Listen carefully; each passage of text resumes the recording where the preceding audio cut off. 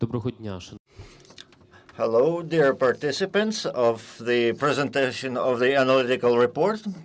Today we greet you in the Media Center of Ukraine, and I, with great honor, have the opportunity to present today's presentation. I'm Andrii. I'm the head of the President's representative of the informational communication in Crimea. I would like to introduce our other participants, Oleh Kurishko, current representative of the President of Ukraine in Crimea, Dmytro Zolotukhin, executive director of the Institute of Post-Information Society, expert in information warfare and competitive intelligence. Ivan Vartovnyk, executive director of the Resilient Ukraine and project coordinator at the Ukrainian Center for Independent Political Research. Andrii Zahorodskyi, communications mentor at Resilient Ukraine, and Oleh Pokalchuk, social psychologist. On the floor, we have representatives of the media and expert environment. Also, this report is available online. Today's event will be composed of two parts. It will be a presentation of the analytical report that was prepared in accordance with the Spring School and has the name Literacy for the Future Crisis Management. The Resilience League is the initiative, was initiated in 2016 and is taking care of the crisis reaction and also is a platform for cooperation with the Baltic countries, Latvia, Litva, and Estonia. The platform facilitates cooperation and working on different common threats that we are experiencing right now together, and also the Baltic countries and Ukraine face on the third year of the full-scale invasion. Before we transfer to the presentation of the report, I would like to say that the Resilience League platform renovated its annual projects, and this restoration was very symbolic. In May, it was a spring school that was introduced. It was founded in cooperation with several media organizations of Ukraine, and conducting the spring school was supported by the representative's office of the President Office of Ukraine in Crimea, and also with the support of the Estonia embassy in Ukraine. It was a 3-day event, intensive event. It was a closed-door event, and by the results of this report that will be presented today, were achieved. I would like to give a word to Ms. Kurishko and talk about why the cooperation between the expert environment and government is important, what role your body as the body in charge of the Crimea question is cooperating with the government, what kind of cooperation and discussions you're holding with the government bodies and presidential office. Hello, everybody. Thank you for your invitation. Thank you for this nice project. We were very happy to support it.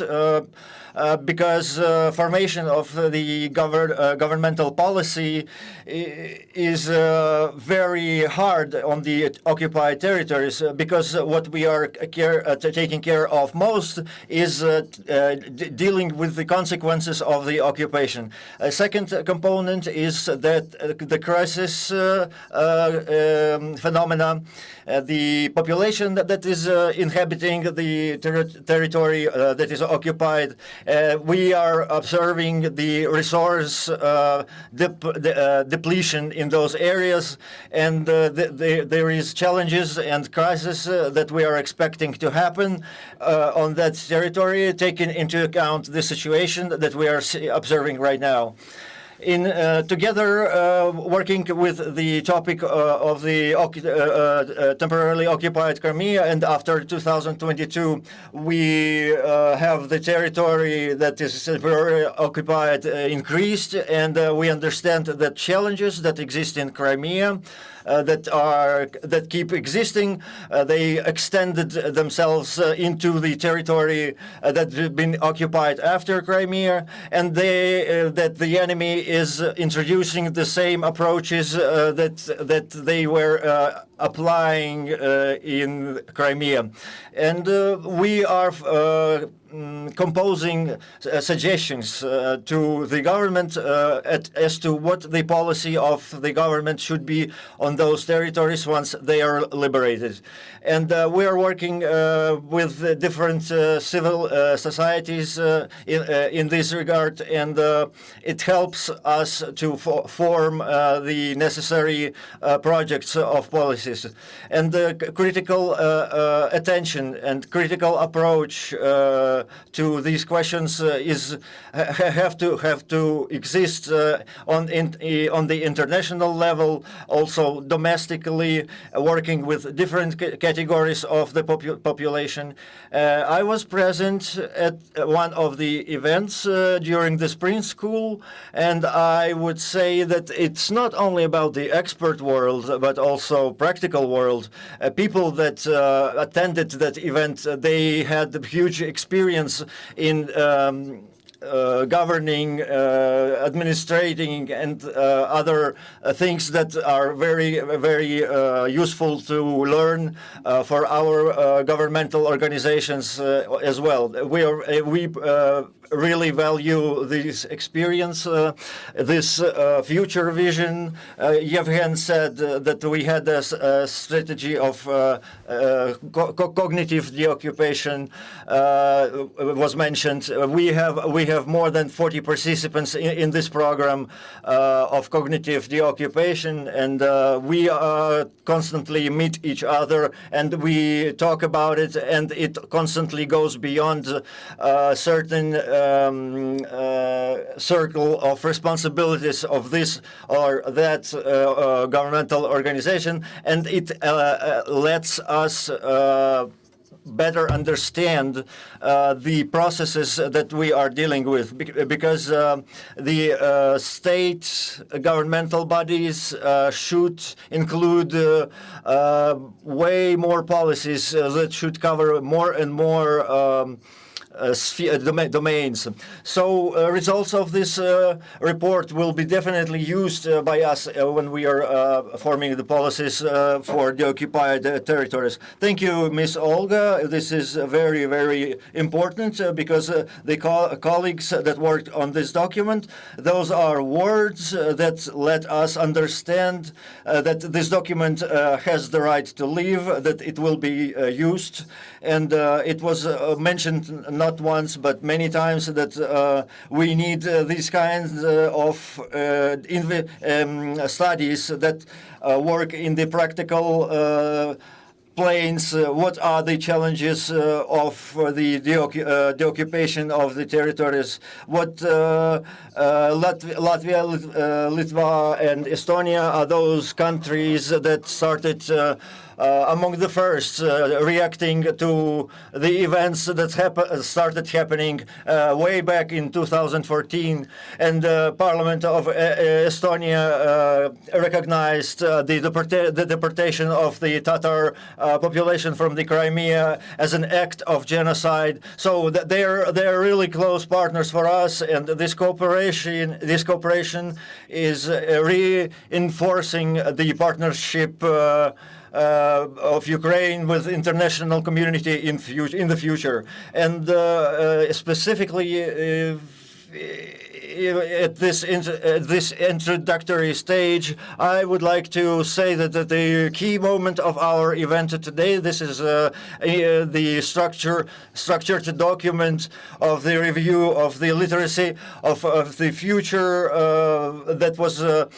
prepared as a result of the Resilience League Spring School work as a camp, and I would like to give word to the Resilient Ukraine head. This is the person who joined all those pieces together, who stitched them together, and who proposed today's format of this event. You will be able to also get this document by yourself. Mr. Andrii, hello everyone. I will start from the end. The report is already available on the site of the Resilient Ukraine, and here it's the presentation of the report. Using this QR code, you can get to you can navigate to the site and download the report. Today's presentation is touching the questions of the moments that we already mentioned today. It's the so to speak extract of different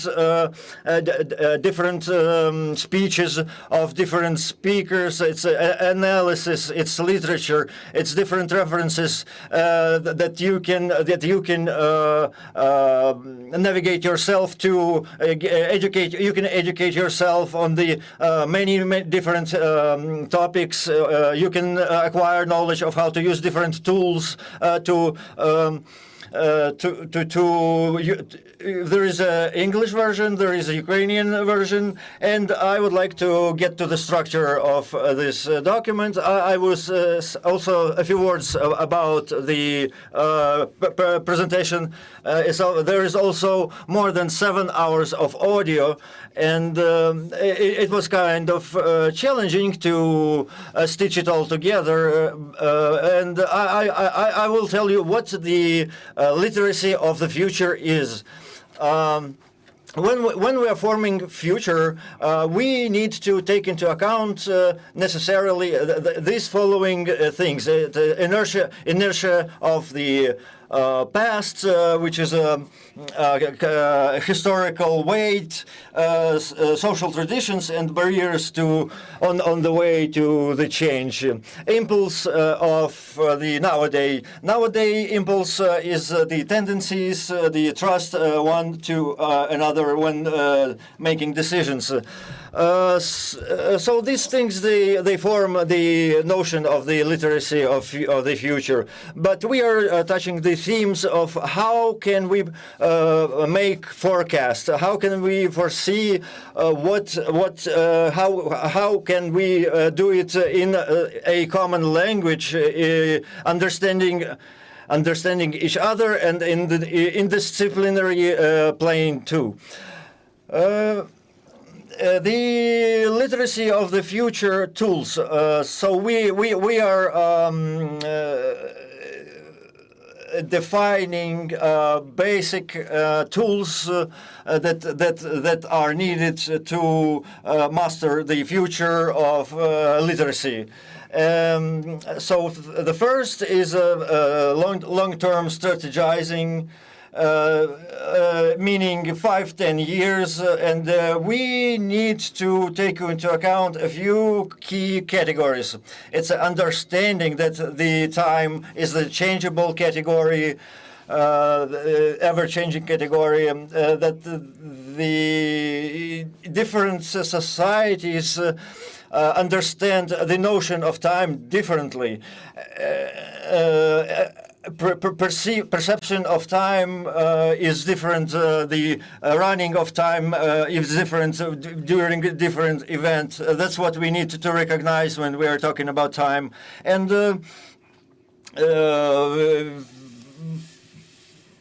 when, for example, in some societies, the state of war some decisions regarding war in different societies take different times to achieve a common understanding, the resolve and the resolution of problems during wartime, and understanding of the space that a certain society exists in. For Ukrainian society, it's a geographical, spatial understanding, spatial perception of ourselves in the space, like the steppes, that the space, the sea. That's what that's how we perceive ourselves. Is very important when forming long-term strategies.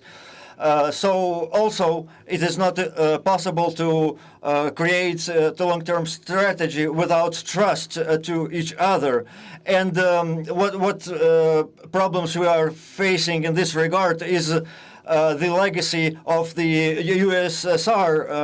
The trust towards each other was undermined severely between the Ukrainians due to long-term occupation by long-term rule of the Soviet Union on the.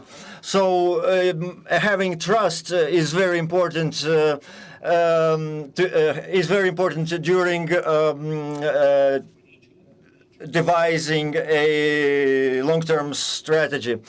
Another tool that you are seeing here is the responsibility of the subjectivity of the participants, of the actors of the strategy. So to be a subject, to have responsibility when it comes to creation of long-term strategies, to creating programs. That's what's really important when when creating a future of literacy in Ukraine. So the resources that we have already, the strategizing and development and implementation of the things that will be developed is important to is important for the team that will be working on the project.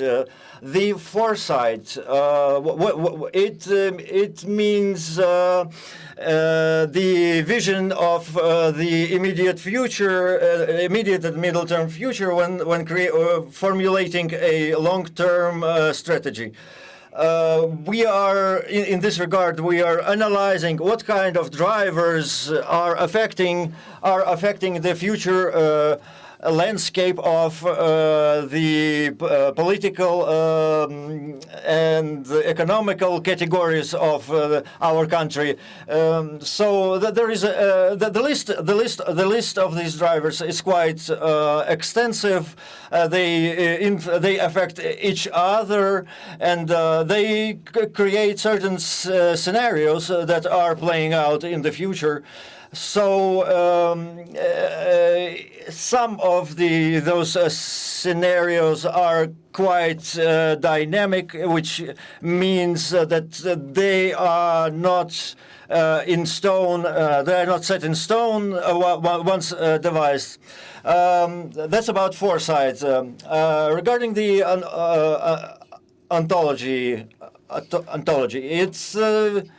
What is a key in this regard is development of a common language, common view of the world. It's a development of the world view that is kinetically, physically, and ontologically affecting the Ukrainian society, and leads us to the understanding of the necessity to devise to change our strategy in our existential plane. So basically meaning that we need to develop a reaction to the changes in the external world, and in the context of the risk control, risk containment, analysis and estimation of those risks were one of the key things that we paid attention to when devising this document. It's showing us 3 zeros, which is letting us methodologically how we are supposed to use those obvious and hidden tools that are available to us when cooperating and working as a team, because it's really hard to understand all of this by a single person. Also, another component was the conception of the resilience and its practical implementation when reintegration the temporarily occupied territories, especially Crimea, especially those territories that were occupied since 2014. These risks are represented by the vision of the participants of the spring school themselves, how they saw the risks in the 3 spheres. It's the sphere of the social unity, sphere of the effective unity, and legislation, and the sphere informational resilience. It was understood that the process of reintegration will require sacrifices still, because the occupation of those territories does not mean immediate stabilization of the situation there. And it brings us to understanding that we need to work on how we are going to reintegrate those people that are living on the territories that are temporarily occupied. And this is where we get to the trust. It needs to be mentioned that Crimeans and Ukrainians are historically did not have the highest trust levels, and in April of this year there was a study that was presented, the readiness to work with different categories of the population, and what was in Crimea in 2024. Only 44% of the citizens of Ukraine were ready to cooperate with the population of Crimea, and 48 were not ready. 48% were not ready cooperating with. And 43 and 48 respectively in half year later. So when we're talking about those other territories that are occupied, it's even less than 45. It's 25%. 2024, only 24% of Ukrainians showed readiness to cooperate with the population of Crimea, and it just shows the population of the temporarily occupied territories in general, and this just shows the situation in general of the trust between different categories of Ukrainian population. If we are taking the people that live on the territories that are occupied as a category, and existence and preparation of the specialists for the infrastructure that we're planning to deploy in Crimea after the occupation. These are the things that we are thinking about: the premises, the buildings, the headquarters. How many people are required? What are we going to do about switching to Ukrainian media? More than 12 years of occupation, we need to take into account how that affected the population that live on the territories that are occupied. We certainly see that the Russian Federation is definitely trying to sabotage or otherwise put under risk the organizations that are working on a humanitarian level in Crimea. They are planning to undermine the social unity of Ukrainian population. This scenario of kinetic liberation of Crimea is being taken into account. We are trying to calculate everything we can, and this is a lot. The third part of the report, it's about crisis control, crisis communication after the occupation. It was divided in a few subcategories. It's a crisis control and post-crisis restoration. So what we're talking here about is the elements of crisis management that we are seeing every crisis as a four-stage event, as the preparation, the pre-crisis, crisis itself, post-crisis, and the lessons, and the adaptation protocols that are devised as a result of a crisis. So there are a few stages, at least three, in accordance with the international experience. And we're talking about the post-occupation crisis here. The first stage is the stabilization period, which takes 6 months to restore control, administrative, mostly governmental structures, security bodies. The second stage is about half a year, 2 years. It's about restoration of trust and institutional capabilities of Ukraine on those territories that will be liberated.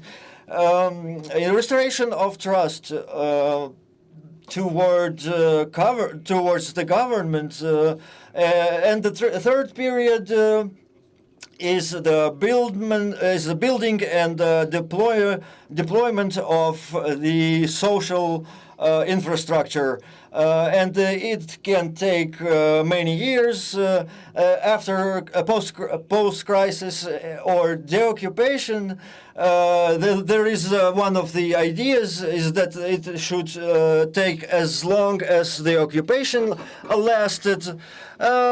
However, this idea it kind of put me off, and when we are talking about preparation of crisis or existence of algorithms of crisis, is the basically control of expectations, and it is a crisis communication component as it is understood by the theory of crisis management. Here we just need to see how the structures that now exist within the governmental bigger structure, how are they going to take care of the restoration and expectation control, which is a quite important component. I will be brief. I'm coming to a conclusion. We have cognitive bias that need to be overcome. For example, communication before and after certain crisis is covered by the theory of crisis management, and certain challenges that we are facing after having a few discussions in different regions of Ukraine is that there is a separation between different structures and bodies in the state structure and government. And when we're talking about the deoccupation, we already mentioned the cognitive deoccupation strategy that was developed in 2023, and I would like to say that this document will need a scale up. It will definitely need to be a scaling and extension, and also a very serious approach will be required for this document. Because it will be touching cultural, traditional, and it will be touching on the basics of the nation of a nation existence, and also including the work with the youth of Ukraine when it comes to historical memory and our traditions. And I will be concluding if there is a need, if you want to familiarize, we have it on our side. Thank you for this very substantial report, or rather presentation of the report. You can see the QR code. You can see you can find the link on our site, and you can also take this work into account when working on your project, on your own projects. And when we're talking about the control, or rather literate control, we need to take into account the data that we can lean upon and rely upon. And by order of the representative of the President of Ukraine in Crimea and other representatives of the Social Institute of Ukraine, and this report was named The Occupation of Crimea, and it was exactly about the attitude of the population that stays on the occupied territories, and this report measured the attitude of society here in Ukraine towards the people that live in occupation or left. 77% are positive about the people that left, that were displaced from the Crimea. More than 70% positive attitude to the representatives of the Tatar nation. However, what was interesting among these data is that the people that stayed on the occupied territories and the newly occupied territories like Kherson and Mykolaiv and Luhansk Oblast, it's 63 positive. As opposed to 26 that stayed in Crimea. So this we can hear, we see what we see here, and it's tangible is that we have different attitude towards those people that stayed in Crimea or as opposed to the people that stayed in the occupied territories in the east of Ukraine. So what we are working here on is this question: what are those differences in attitude towards the people that are living in the occupation? So this is for the people that are going to work on these questions or adjacent questions in the future. That's addressed. This document is addressed to them. There is also social distance Bogartus scale, and you can see by different categories of the population. One thing is we ask people about their attitude, and another thing is when we ask them, taking into account their social status, if they're teachers or workers of restaurants or cafes. And now I would like to talk to the people who were professors in the spring school of Ukraine's resilience, and they will be working for years with the topics that we are touching upon today. And I would like to give a word, and I'm going to cite a little bit. I would like to cite a little bit Ukrainian leadership. Where the ontological war is happening, it should be conceived and understood, and people who will be doing this will need to be a subject of the future formation rather than the objects of it. And this is the topics when we are talking about the occupation, about the territories that are being deoccupied, and one of the professors, one of those who work on the foresight ontology and other topics is Mr. Dmytro. Please, a few words on your report. Thank you, dear colleagues. Thank you for not abandoning efforts to form the resilience of Ukraine and in this portion of the world, and thank you for inviting me. It's maybe sixth time since 2015 that I come here, and it's always very interesting that because you are collecting very interesting material, very interesting people, teachers and students who exchange their results, their views between each other, and how we can affect it. And from my point of view, the future is such a substance that we can talk long about it, and you're going to be on top of the horse anyway, because it doesn't really matter what is going to happen, because the work that we are doing right now is important. So in this context, I think that our work has a lot of signs, very, very personal signs of every individual that is working on it.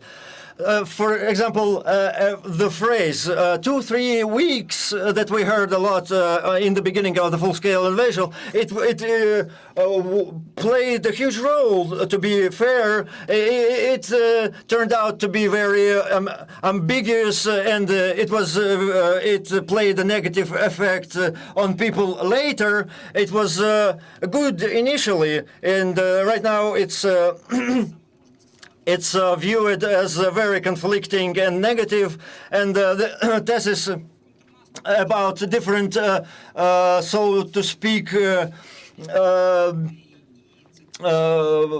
myths that we had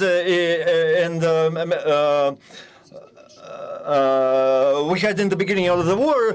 These are mostly our internal psychological world. We cannot separate ourselves from the context, because it's really hard to talk about some kind of space that you no longer belong to, and it is harder to talk about it. So the future without me cannot happen. So what kind of future it is if I don't exist in it? And why should I care about this then? And in this context, what we are observing constantly is that the majority of the operations and communication that is connected to the future it fails constantly, exactly because the emotional connection to it is so strong that the conflict between what we are, the conflict between what our future for us will be in practice and what our brain is telling us how we should deal with it, this conflict creates a huge psychological trauma about choice, about things that are of strategic importance in the life of every person. Like questions, will be there a full-scale invasion or not? Things like this, they make people think hard, and it's just through these processes, through these problems, people invented a few approaches to the methodology of devising the future plans, future strategy. One of these is taking into account the statistical expert and other evaluations of the drivers, and submerges us into the situation where we cannot extrapolate beyond the processes that we are already seeing. I was working in one of the press conferences where our journalist asked our intelligence bureau head, Kirill Budanov, she asked him, and it was published in the J.P. Morgan report, and our most respected journalist and our head of the intelligence, they said that 30% scenario, North Korea scenario, 30% Georgia's scenario. Well, I need to say that the scenario planning, as it was, for example, in 2021, Global Trends report that published in 2021, it's had huge resonance, and it created a methodology that is more or less reflects the reality in terms of how it's going to develop in future. And it doesn't give effective solutions to the people, and it does not show the importance of a single person to the historical process. And there was not a single word in those Global Trends report about the war. However, the trends that were described in the report, we can witness it right now. It does reflect the reality that we are living in right now. And when it comes to the methodology of the foresight, it's reflected by the Ukrainian experts with the methodology of the foresight. Its main advantage is that the center of attention is what's brought into the center of attention is the activity, is the subjectivity of those who are speaking about the future. So methodology of the foresight is taking the people who are going to form the future strategy and make them actually start preparing it. So the people who are doing the plan should be the people that will be implementing the plan. When people do the report in accordance with the foresight principles, they are taking their emotions, they are taking their views, their convictions, and they put it on paper. And this plays as a therapeutical effect at the same time. And this is where we avoid a situation where people that really don't care about any of the questions that need to be solved, they're starting to create these plans. So this foresight strategy makes such things impossible and makes people that are emotionally invested into the future make the future plans. And from the therapeutical and the psychological point of view, I see these kinds of principles are more constructive because it incentivizes people to take part in it. So I wanted to ask about this things in general. So what is the projection? What is what could be a construction of the future when the Ukrainian state is not even talking about the time frame of the occupation of the territories that are now occupied? Well, it's a difficult question for me because I don't know. I'm not a specialist on the future or on the deoccupied territories.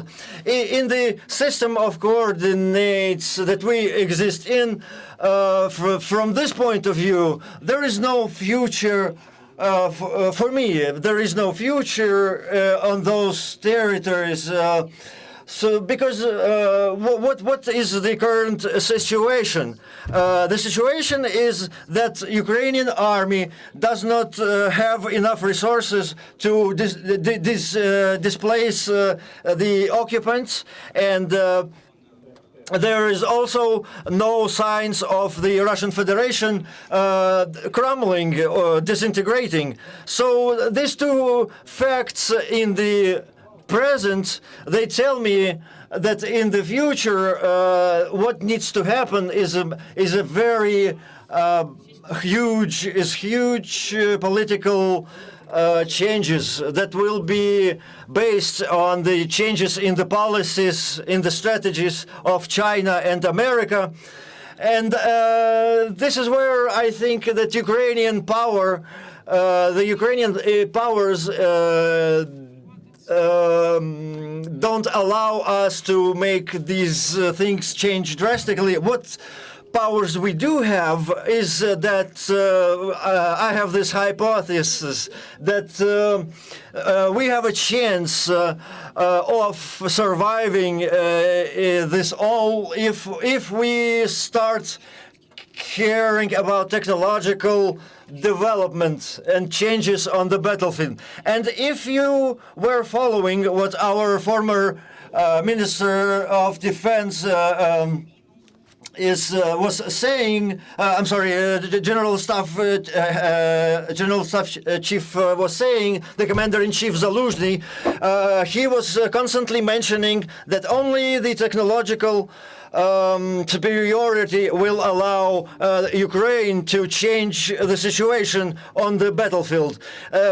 With the balance of forces that we are seeing right now on the longevity of the common territory border, more than 700 kilometers, only the technological superiority or technological landscape transformation is what will allow the battlefield landscape itself change.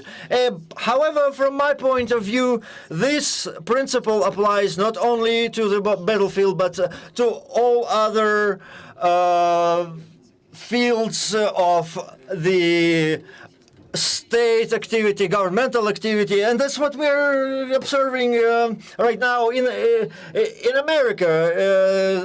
There is if we are looking at the format of transitioning to this kind of system in America or in China. By the way, China chose this strategy a long time ago. Their collectivity in the Chinese Republic, and also what we call a techno-fascism, or some of my colleagues are saying techno-fascism in America. If we start controlling if we start controlling a country with technological progress means it's not going to certainly change, bring positive change. So they basically eliminate a role of single individual, their role for the future, for the devising of strategy. Our solution is sending a message to our European colleagues, where we would say that in the part where we say that the sacrifices are required to develop future systems, not only based on the subjectivity and agency of corporations or states, but also of every single individual as well. Thank you for this thesis. I would like to continue. When we are talking about deoccupied territory, first of all, we are talking about the people that stay there. And the longer the occupation lasts, the more the people's destinies are being ruined that are staying there. And I would like to Oleh to give word to Oleh Pokalchuk. Mr. Oleh, maybe you can continue our previous question. If we need to communicate with the people that stay in the occupation, and how it's done in practice. And I would also like to support your thesis about that the feeling of belonging is also required to bring change, to bring positive change, especially in the occupation.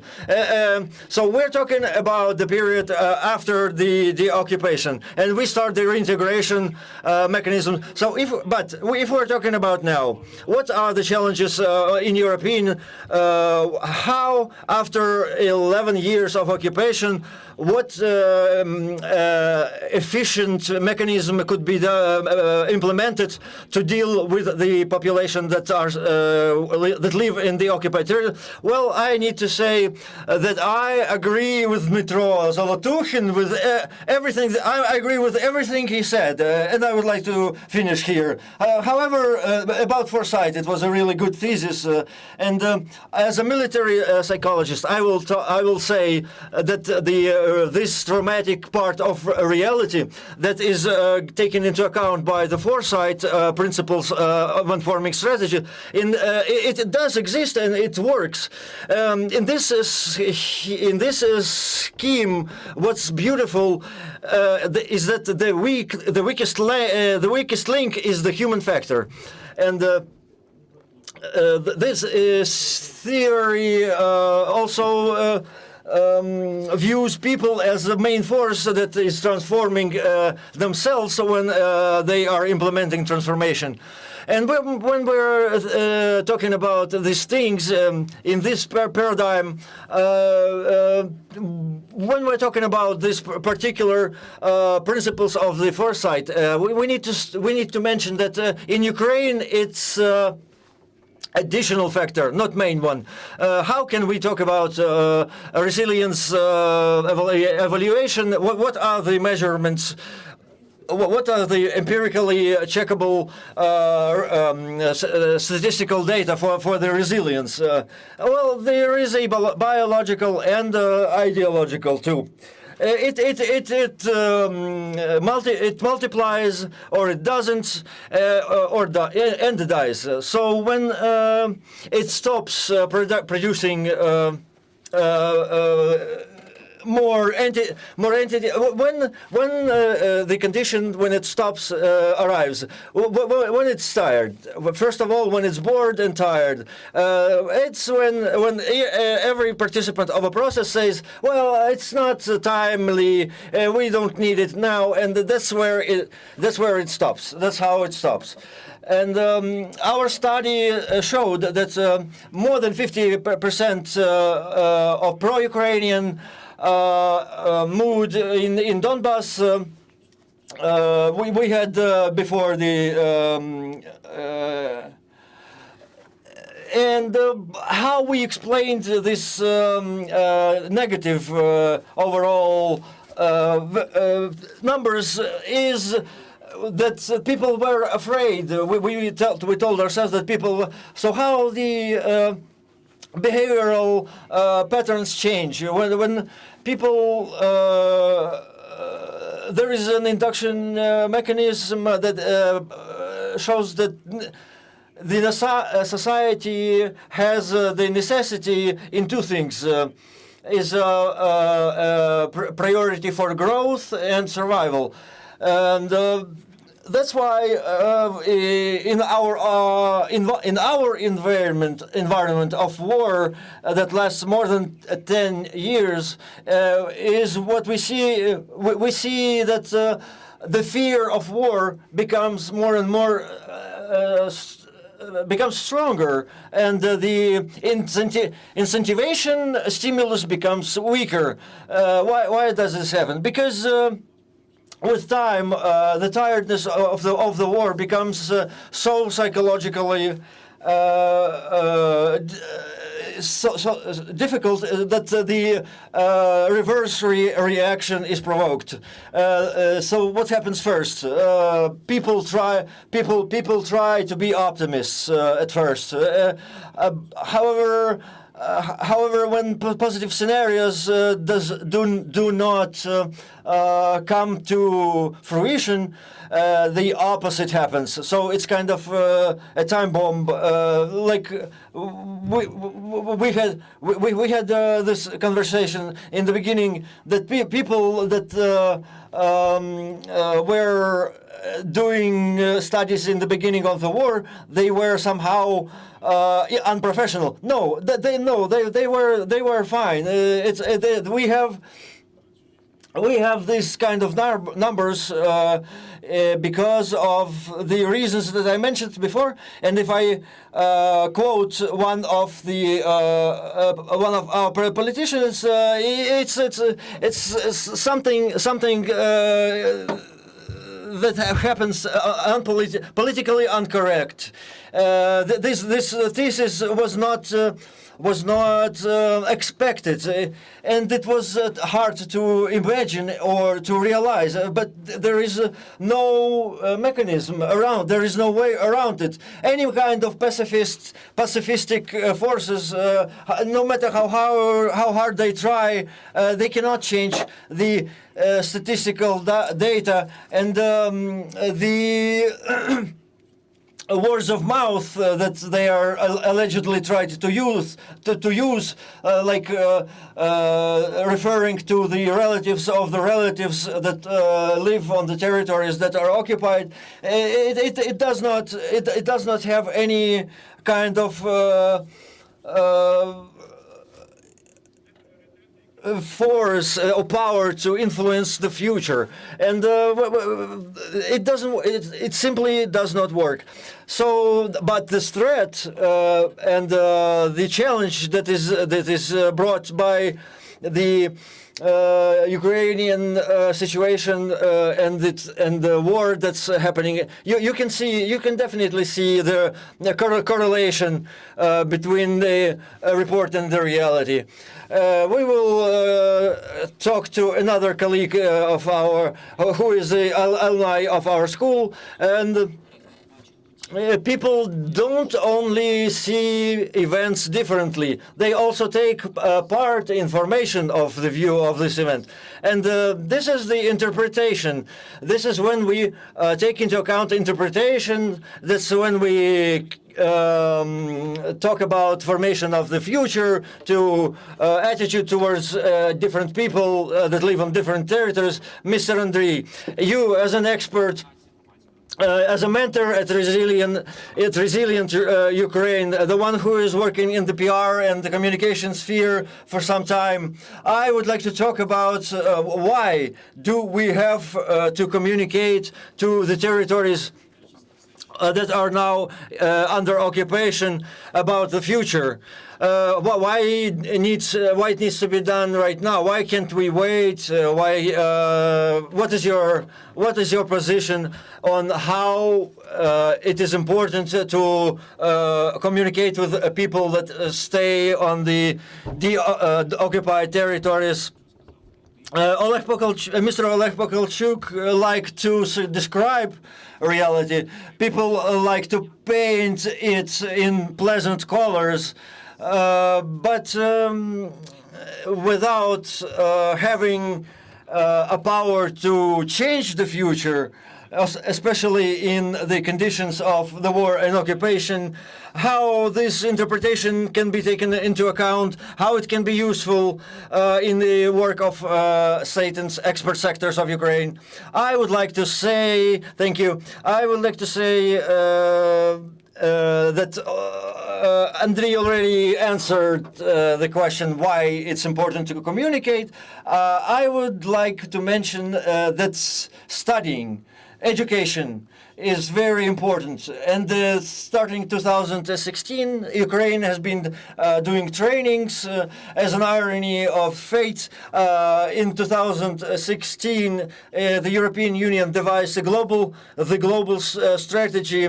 There was a NATO summit in Poland, and some kind of parameters of resilience were put in place during that meeting. And I would like to say that 23rd years, we did indeed conducted trainings in different regions of Ukraine, and we had an answer why we have to communicate. Because when the crisis model is seen in coming into reality, we did not see any kind of communication between different structures, between governmental structures, between societal structures, between societal institutions, civil institutions, and government bodies. There were gaps everywhere in communication, and that's what we were working on. The phenomenon of modern crisis is that they are always unique.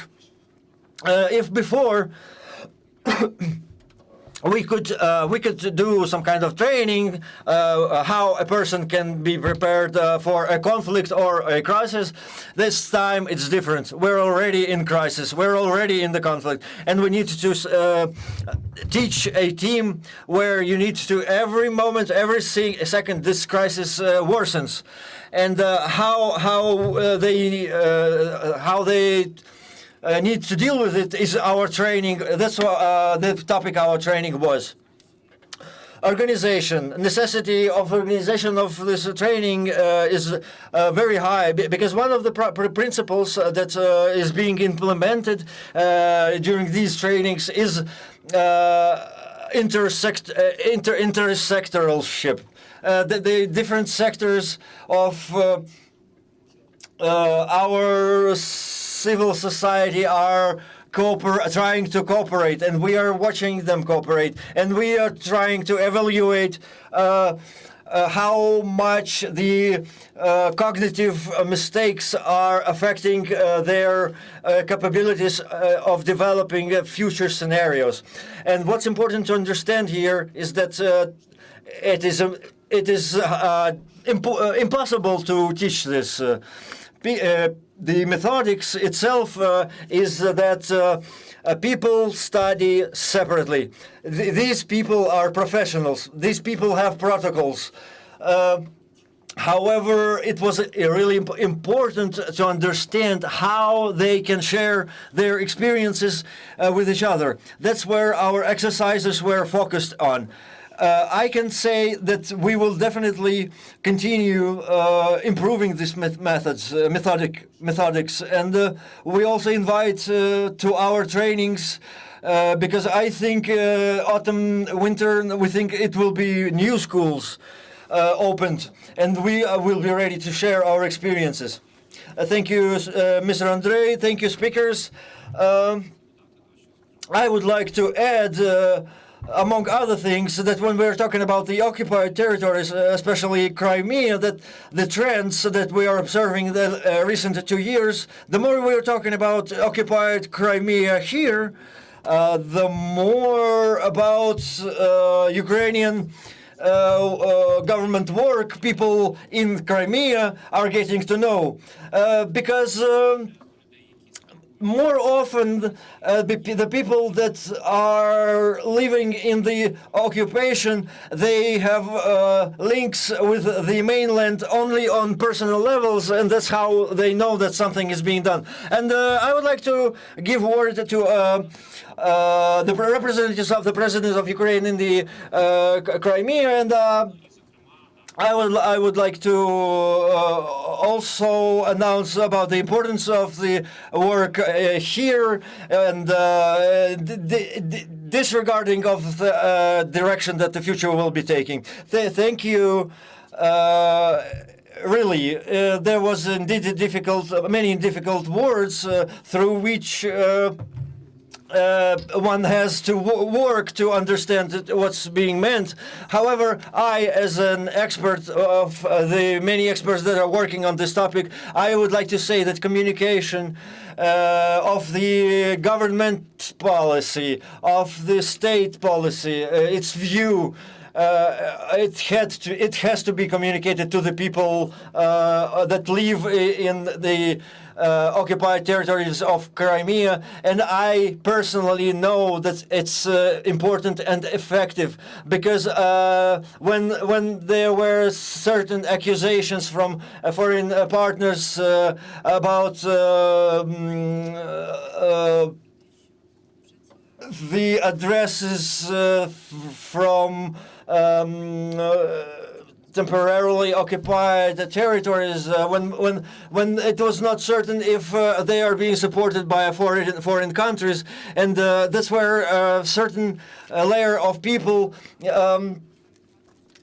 But it was a marker that gave us understanding that the information that is coming from the occupied territories here to us, it's being heard. We hear it, but the communication is not bilateral. The decisions that are about the people that are staying on the occupied territory have to be communicated to the people that stay there, despite everything. And when working in cooperation with government organizations, I can say from my experience that especially during the past 3 years after the full-scale invasion started, the number of people, professional people who met the occupation for the first time in their lives, it was shocking for them, and when they had witnessed what was happening at certain point, the focus of perception of information, it shifts. And it was very valuable for me when with rights protection organizations representatives, when we were talking to them, they have different focus. It was very educational for me. Somebody is talking about state security, somebody is talking about food security, and it's communication component and personal component, and people that are coming to work in institutional bodies. They don't have experience of the previous people who worked there before. So developing communication between people that stay in the territories that are occupied, and it is very important to show them who they can communicate to. That's why I think we will continue our work in this direction. Thank you.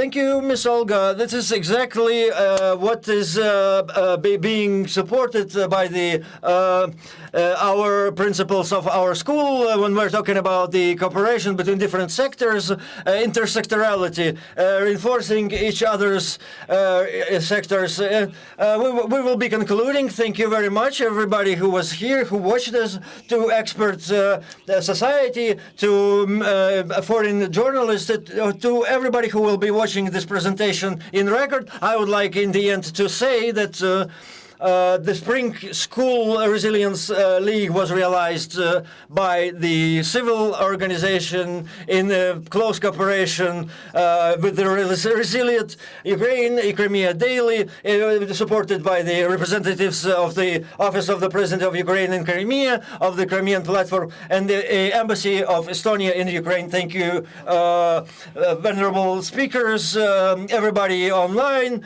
We invite you to visit our site, and if you have any kind of questions or comments, you're welcome to send them to the emails, to our emails that are shown on the site, and I will tell you until next time. And as Pokalchuk said, glory to Ukraine, glory to heroes. Thank you very much.